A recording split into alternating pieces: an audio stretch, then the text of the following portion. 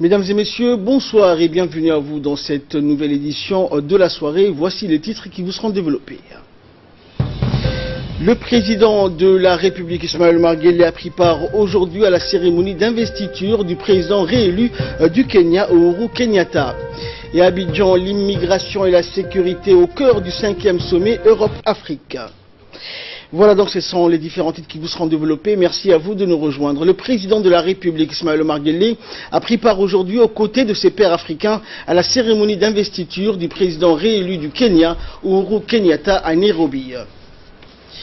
Et la participation donc du président Guelleh à cette cérémonie d'investiture témoigne des relations privilégiées d'amitié et de coopération existant entre les deux nations. Outre leur appartenance à la même sous-région, Djibouti et le Kenya partagent nombre de valeurs et d'idéaux tels que la sauvegarde de la stabilité dans cette partie du monde et les efforts continus auxquels ils souscrivent pour amorcer le développement de leurs pays respectifs. Et les deux pays sont en outre engagés dans le processus de pacification de la Somalie. Des forces kenyanes et djiboutiennes se trouve au sein de la MISOM, la force africaine d'interposition en Somalie. Et les deux pays donc ont également une convergence de vues pour œuvrer en faveur de l'intégration économique de notre région. Et au cours de ce déplacement, le président de la République, Ismaël Omar Guelleh, s'est entretenu donc avec le président Kenyatta et d'autres responsables politiques kenyans ainsi que des chefs d'État africains venus également prendre part à cette cérémonie d'investiture. Bonsoir Samatar. Donc, bonsoir, comment s'est déroulée cette cérémonie d'investiture du président Kenyatta? L'on parle, Samatar, d'un Kenya divisé suite aux affrontements, rappelons-le, et aux heurts qui ont été enregistrés lors des élections présidentielles. Eh bien, Ahmed, le président Uhuru Kenyatta a été investi aujourd'hui pour une seconde et dernier mandat à la tête de son pays, lors d'une cérémonie marquant la fin d'un processus électoral au rebondissement. Il a fallu 2 tours de scrutin pour annoncer la victoire du président sortant Ahmed. Le premier tour de l'élection a été annulé par le Conseil constitutionnel, ce qui a quelque peu divisé le pays et a porté un coup à l'économie. Réélu lors du second scrutin à la présidentielle élection boycottée par l'opposition, M. Kenyatta a prêté serment aujourd'hui sous les vivas de 60 000 personnes rassemblées dans un stade de la capitale Nairobi en présence de 13 chefs d'État, principalement africains. La cérémonie d'investiture s'est déroulée dans un stade bondé où le président a scellé son maintien à la tête du pays pour une 5e année supplémentaire. Uhuru Kenyatta, 56 ans, est au pouvoir, Ahmed, depuis 2013. Et Samatar, donc, il est prévu dans l'agenda du président de la République. Il doit se rendre ensuite en Côte d'Ivoire. Effectivement, Ahmed, après le Kenya, direction le président de la République se rendra à Abidjan, la capitale du Côte d'Ivoire, où il prendra part au 29 au 30 novembre prochain au 5e sommet entre l'Union européenne et l'Union africaine. Ce sommet aura pour thème central investir dans la jeunesse pour un avenir durable. Ce sommet Afrique-Europe a également inscrit à son ordre du jour plusieurs autres questions telles que la préservation Ahmed de la paix et la sécurité, la problématique posée par l'immigration clandestine, le transfert des technologies et le renforcement des échanges économiques et commerciaux. Merci Samatar pour toutes ces explications. Il faut rappeler également qu'une importante délégation, comprenant notamment le ministre des Affaires étrangères, Mahmoud Ali Youssouf, le secrétaire d'État à la jeunesse et au sport, l'ambassadeur de Djibouti auprès de la Côte d'Ivoire et résident au Maroc, Ibrahim Bilé, l'ambassadeur de Djibouti également, accompagne le président de la République dans le cadre de ce déplacement. Et justement, en Côte d'Ivoire, avant l'arrivée du président de la République, Ismaël Omar Guelleh à Abidjan, le chef de la diplomatie djiboutienne, Mahmoud Ali Youssouf, a participé aujourd'hui aux travaux de la réunion ministérielle préparatoire du 5e sommet de l'Union africaine-Union européenne. Et les ministres donc des Affaires étrangères des pays membres de l'Union africaine et de l'Union européenne ont examiné donc au cours de ces travaux plusieurs questions qu'ils soumettront à l'approbation de leurs dirigeants. Les chefs de diplomatie des pays de l'Union africaine ont unanimement condamné ces pratiques d'un autre âge de la traite humaine constatée en Libye. Ils ont souhaité que soit rapidement mis fin à ces pratiques inhumaines. Et précisons par ailleurs que le chef de l'État Ismaël Omar Guelleh a soufflé aujourd'hui ses 70 bougies hier. Donc il est né le 27 novembre 1947. La Ligue de la jeunesse d'Afrique de l'Est de l'association Jeunes Djiboutiens pour le développement du badminton ont conjointement organisé hier soir une petite fête pour marquer cet anniversaire du président Ismaël Omar. Leur rencontre donc a eu lieu à l'école du quartier 6, école située près du château d'eau. Les jeunes du quartier donc ont participé en grand nombre à cette fête d'anniversaire de notre président, et dans l'après-midi, des rencontres sportives ont été organisées entre jeunes du quartier. Le foot et le badminton étaient inscrits au programme. Et après les compétitions, des médailles et trophées donc ont été remis aux vainqueurs des différentes compétitions sportives qui ont eu lieu donc dans le cadre de la célébration de l'anniversaire de notre président. Et dans une brève intervention, Samatar Ali Hassan, président de la Ligue de la jeunesse de l'Afrique de l'Est, et le président de l'association du badminton, Nasser Doualé Broré, ont souhaité donc un bon anniversaire à notre président qui a fêté ses 70 ans. Ils ont également salué son épouse, la première dame du pays, Madame Khadra Mahmoud Haïd. Également dans l'actualité, au troisième jour de sa visite officielle en Somalie, le président de l'Assemblée nationale, Mohamed Ali Ahmed, a été reçu par l'Assemblée fédérale de la Somalie par le président Mohamed Cheikh Ousmane Al-Jawahir. Et après les présentations d'usage, le président donc Jawahiri a rendu un hommage appuyé à son hôte, dont il a loué le courage, la détermination et surtout l'engagement dans le renforcement et la consolidation des relations de coopération entre les deux institutions. Le président Jawahiri a tenu à transmettre la reconnaissance de la patrie somalienne à l'endroit du président Guelleh.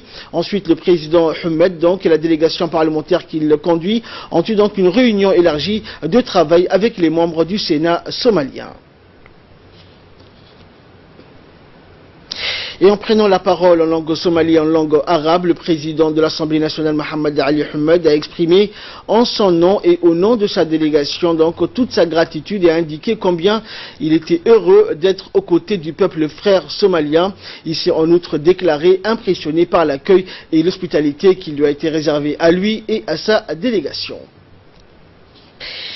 Et dans la journée donc également, le président de l'Assemblée nationale a été reçu en audience par le président de la République fédérale de la Somalie, Mohamed Abdullahi Mohamed Farmajo, et ce en présence du président du Parlement somalien, Jawahiri, de l'ambassadeur de Djibouti en Somalie, Aden Hassan, et de Idriss Mohamed Ahmed, cadre supérieur du cabinet du plan. Et les discussions entre les deux personnalités donc ont porté sur les voies et moyens de renforcer davantage les liens de coopération et de fraternité unissant les deux nations. Et après les rencontres officielles avec le président et la séance du Parlement somalien, le président de l'Assemblée nationale a partagé donc un moment de détente et de loisirs en présence des hauts représentants et responsables de la Somalie. Et dans la soirée, donc un dîner de gala et une soirée musicale a été organisée par les membres du Sénat en l'honneur du président de l'Assemblée nationale et de sa délégation. L'ambiance était festive, joyeuse. La délégation djiboutienne a pris part à cette soirée qui clôture la visite officielle en Somalie. Rappelant que le président Mohamed Ali Ahmed et sa délégation se sont rendus dans la capitale pour rencontrer le président somalien Mohamed Abdullahi Mohamed Farmajo, et la délégation a visité aussi le site qui doit accueillir prochainement la nouvelle ambassade djiboutienne en construction dans la capitale somalienne. Elle s'était rendue aussi dans la région de Hiran, notamment à Baladweyne, où sont déployés les soldats djiboutiens de l'AMISOM. La visite de la délégation parlementaire conduite par le président Ahmed a été très appréciée par les autorités somaliennes qui ont remercié la République de Djibouti pour son soutien. En premier, le président Guelleh qui s'est donc, dès son élection à la magistrature suprême, donné la priorité pour que la Somalie revienne sur les concerts des nations.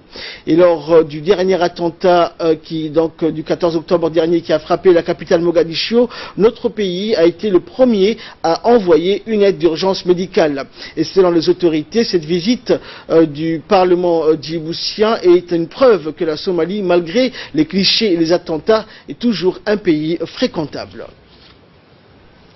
Et dans le reste de l'actualité, dans le cadre donc des renforcements des capacités des agents d'administration publique et des établissements publics qui est au cœur de la réforme, le ministre du Travail, en collaboration avec le secrétariat exécutif chargé de la réforme de l'administration, a organisé hier pour la première fois une journée de remise de diplômes d'études supérieures spécialisées en administration publique pour gestionnaires concentration et gestion publique de l'ENAP, l'École nationale d'administration publique du Québec. Cette cérémonie était présidée par le ministre du Travail. Sachez que la formation de DES a été lancée en septembre 2013 après une sélection minutieuse des jurys canadiens pour arrêter les profils des vingtaines donc des candidats qui sont issus des différentes structures, à savoir le ministère de l'Éducation, le ministère de l'Énergie, la DDS, la RTD, l'aéroport de Djibouti et l'ONEAD, entre autres. Ce programme de formation en ligne a été financé sur le fonds propre du budget de l'État.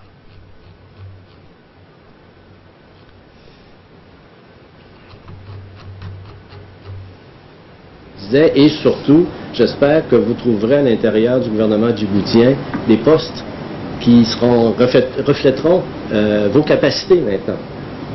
Vous avez acquis des compétences au fil de ce parcours de DESS et j'espère que vous serez en mesure de les mettre à contribution, ces nouvelles compétences, au profit des objectifs du gouvernement et de la réforme de l'administration publique. C'était l'objectif qui nous avait initialement, au tout début du programme, qui nous avait mobilisés. C'était de développer des compétences qui pourraient contribuer au développement du pays.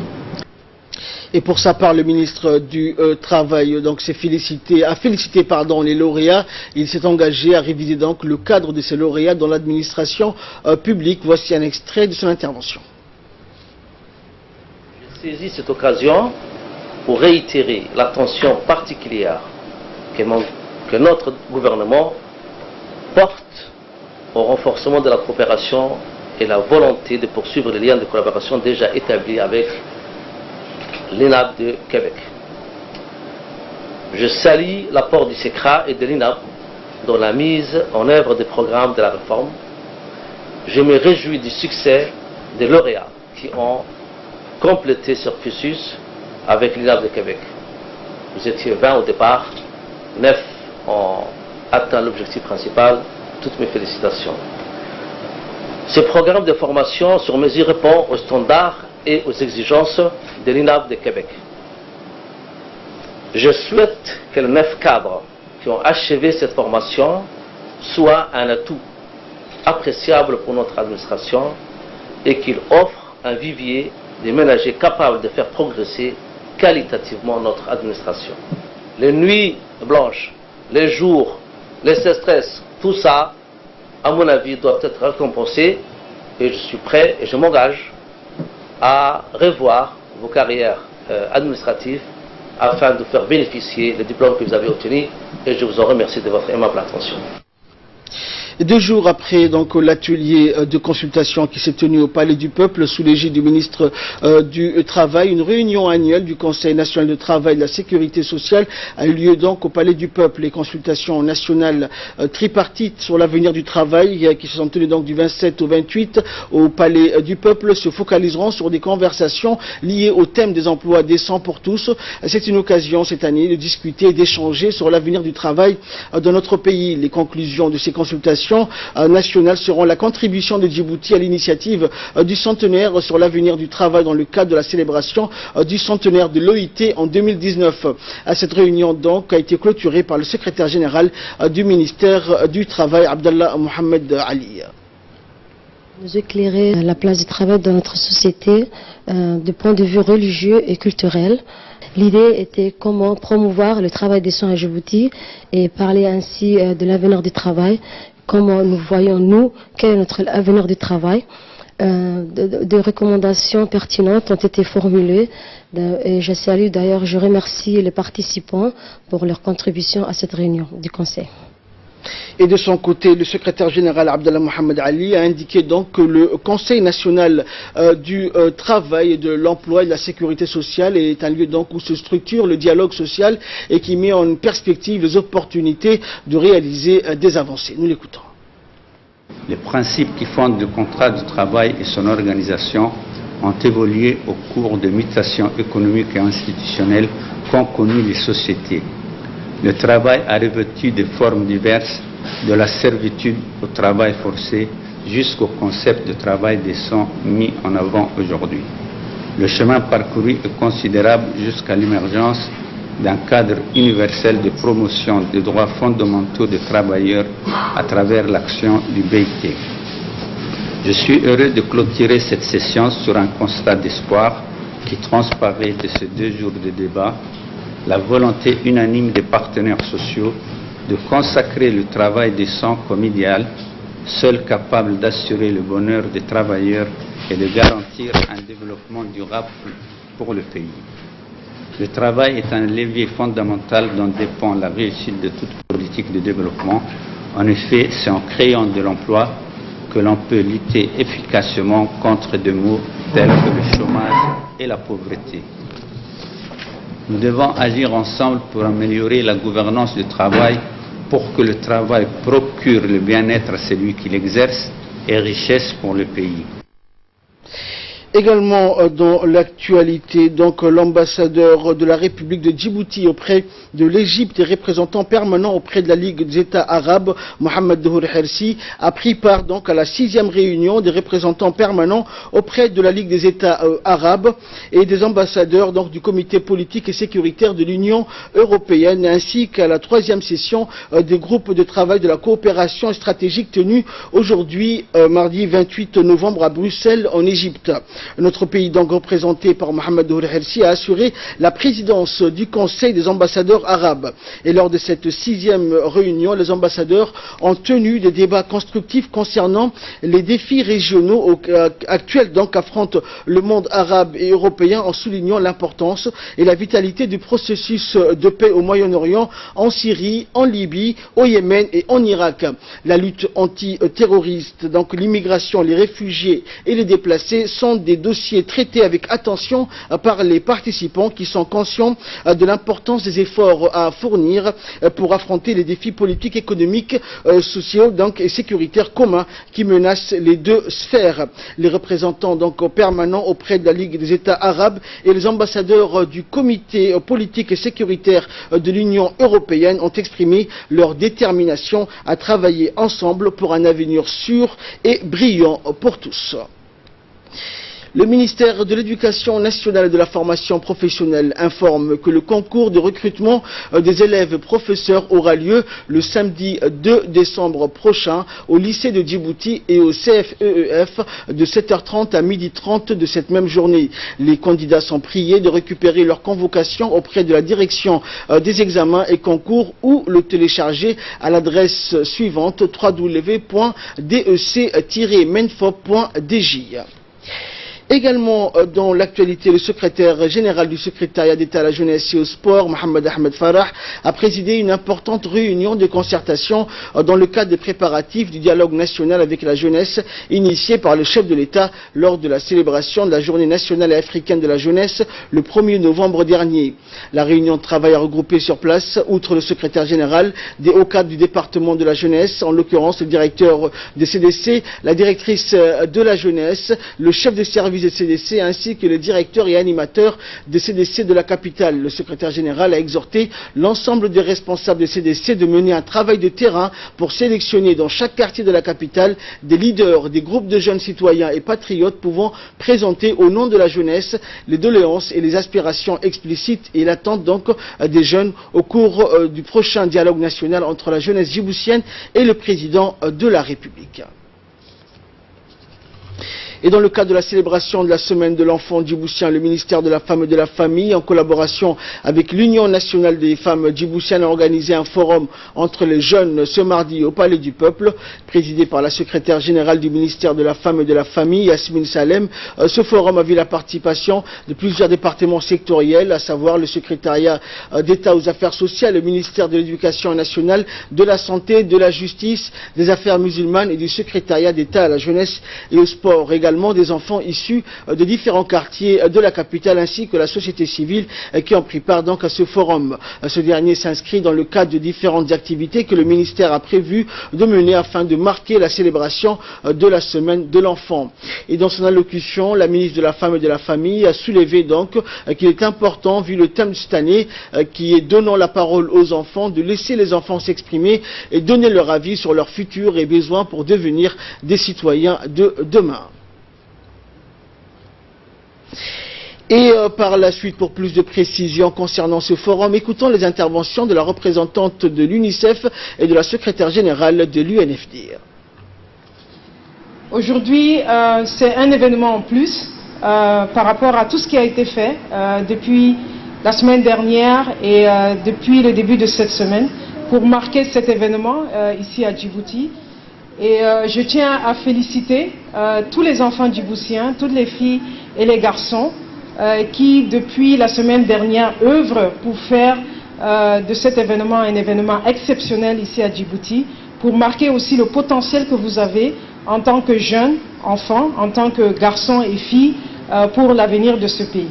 Cette semaine de l'enfant est célébrée, comme vous le savez, depuis 1999, c'est-à-dire depuis l'accession à la magistrature suprême de son Excellence, le chef de l'État, M. Ismaël Omar Guelleh.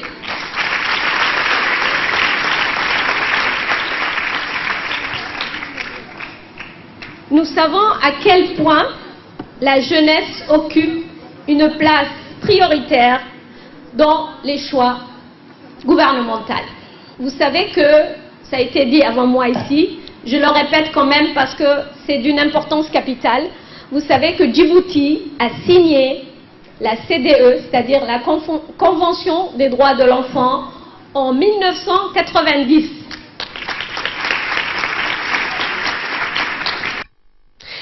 L'Union nationale des femmes djiboutiennes a lancé ce matin la campagne d'élimination des violences à l'égard des femmes en partenariat notamment avec le gouvernement, le consul danois pour les réfugiés et les agences des Nations Unies comme le FNUAP, le HCR ou encore l'UNICEF. Cette campagne d'élimination des violences basées sur le genre a été menée pour la première fois au niveau mondial en 1991. Elle porte sur 16 jours. La campagne cette année a pour thème ne laisser personne de côté, mettre fin à la violence à l'égard des femmes et des jeunes filles. Les activités contre les violences à l'égard des jeunes filles et femmes que mène l'UNFD ont débuté donc hier et se clôturant le 10 décembre prochain. Et tout au long de cette campagne de 2 semaines, l'UNFD prévoit diverses activités, notamment dans les camps des réfugiés à l'intérieur du pays, telles que la célébration des journées internationales du sida, des handicapés, ainsi que la journée internationale des droits de l'homme célébrée le 10 décembre, le même jour où cette campagne prendra fin. Femmes et d'hommes dévoués à la cause de protection des droits, la promotion de la résilience des femmes à risque spécifique, mais aussi le renforcement des capacités des porteurs d'obligations et des porteurs de droits. Et la coordinatrice des programmes de l'UNFD a rappelé dans son intervention l'importance de cette campagne. On l'écoute. La protection et la défense des droits de la femme, c'est l'affaire de tous. L'Union nationale des femmes djiboutiennes a été une organisation pionnière dans la défense et la promotion des droits de la femme et des enfants. Depuis toujours, l'UNFD parraine des mouvements associatifs, travaille sur le terrain avec les leaders, les organisations communautaires, bat le rappel et sensibilise au respect donc, des droits de la femme et des enfants. C'est à ce titre que nous mettons en œuvre un programme de lutte contre les violences faites aux femmes en partenariat avec le gouvernement, les partenaires au développement, notamment le HCR, l'UNICEF, le Danish Refugee Council et beaucoup d'autres organisations du système des Nations Unies. Donc, pour cette année, plusieurs actions, plusieurs activités sont prévues à Djibouti, mais aussi dans les différents camps de réfugiés pour célébrer cette journée avec l'ensemble des femmes, donc surtout les femmes résidant dans les camps de réfugiés. Donc notamment la journée internationale contre le VIH-Sida, la journée internationale des personnes handicapées et enfin la journée internationale des droits de l'homme qui aura pour thème cette année l'autonomisation de la femme qui sera célébrée au camp de Ali Adé. Et de là, nous passons à l'actualité internationale. Donc, Samatar, pour parler de Genève, donc sur la Syrie. Et Damas est en retard, apparemment. Un cessez-le-feu dans la Ghouta orientale. Les discussions intersyriennes à Genève devaient reprendre aujourd'hui, mais les représentants du régime syrien n'arriveront que demain, mercredi. Un cessez-le-feu devrait toutefois intervenir en Ghouta orientale. Eh bien, Ahmed, alors que le processus des négociations de paix à Genève entre le régime du président Bachar al-Assad et l'opposition syrienne sous l'égide de l'ONU devrait reprendre ce mardi à Genève, Damas, auréolé de ce succès militaire, a annoncé que sa délégation n'arriverait que mercredi. Assiégée depuis 2013 par le régime de Bachar al-Assad, la Ghouta orientale fait partie des 4 zones d'escalade mises en place cette année dans certaines régions du pays en vue d'instaurer une trêve. Malgré cela, le régime a intensifié depuis le mi-novembre ses frappes. C'est cette région où quelques 400 000 habitants subissent déjà des graves pénuries de nourriture et de médicaments. Et les États-Unis courtisent Recep Tayyip Erdogan pour ne pas perdre la Turquie, afin également de garder une influence sur les événements en Syrie et en Irak. La Maison-Blanche, quand on parle de Maison-Blanche, on parle de Donald Trump, bien évidemment, cherche à gagner les faveurs de la Turquie, quitte à lui donner des gages en cessant d'armer donc les milices kurdes qu'elle appuyait contre l'État islamique jusqu'alors. Eh bien, le président turc Recep Tayyip Erdogan peut se frotter plutôt les mains après la confirmation de l'administration américaine de son intervention de réduire son aide militaire en faveur de certains mouvements en lutte contre l'organisation d'État islamique en Syrie et en Irak, désormais en perdition. Il ne fait cependant plus aucun doute quant à l'identité d'au moins un des groupes concernés, puisque selon le chef de la diplomatie turque, le président Donald Trump a assuré la semaine dernière, lors d'un échange téléphonique avec son homologue turc, avoir donné des instructions très claires en vue de l'arrêt des livraisons d'armes aux Kurdes syriennes de l'unité de protection du peuple. Bien que cette concession, on peut dire américaine, soit au majeur délicate, tant elle risque d'être aperçue comme une trahison des Américains qui s'appuient sur le YPJ pour combattre l'État islamique en Syrie. Washington a besoin de courtiser son allié turc, notamment afin de contrer l'influence de Moscou. Téhéran dans la région a empêché Ankara, qui s'est sensiblement rapproché de Moscou, et de renforcer le sphère russe. Présent militairement en Syrie, la Turquie est aussi un pilier de processus de paix, parallèle aux pourparlers de Genève, conduite sous les auspices de la Russie, dans la capitale kazakh, à Astana. Merci Samatar. Donc si le sacrifice du soutien au YPJ, Samatar kurde, va dans le sens d'un apaisement, il reste cependant à régler une autre source de tension, notamment Fethullah Gülen, le leader religieux et politique qui vit en exil sur les territoires américains depuis 1999 et qui est accusé par le pouvoir turc d'avoir initié la tentative du coup d'État de juillet 2016. Ankara réclame depuis son extraction, mais en vain jusqu'ici. Merci Samatar.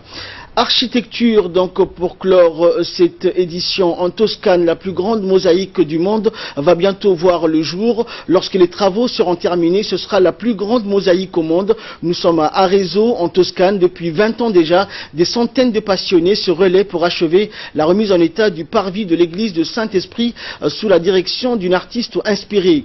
Andrena Carpenito, coordinatrice du projet, a indiqué donc que la mosaïque est dédiée à la vision d'Ézéchiel, une vision prophétique des fonds baptismaux qui fleurissent lorsqu'on les touche. Ils donnent vie à la végétation, à la terre. C'est la représentation du bien dans l'humanité.